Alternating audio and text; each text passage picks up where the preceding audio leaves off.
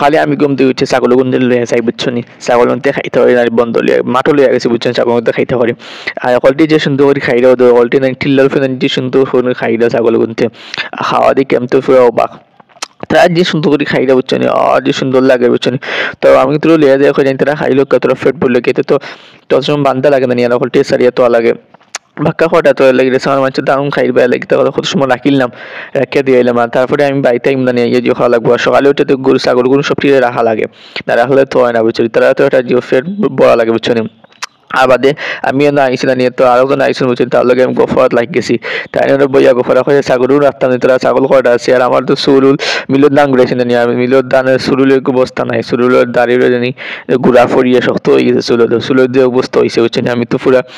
একেবারে শর্ট হয়ে গেছে চুল আমার চুল দেখিয়া তারপরে বাড়িতে খাম চলে বুঝছেন বেসুস কুদিয়া ডায়েট ও ফিলাউলা দিলাইছেন নানি পাই পশ্চিম সাইডে আমরা বেসুস কুদিয়া ফিলাউলা ডায়েট দিলাইছেন গাইস বুঝছেন আর আমি ফিলাউলা দিয়ে দিকে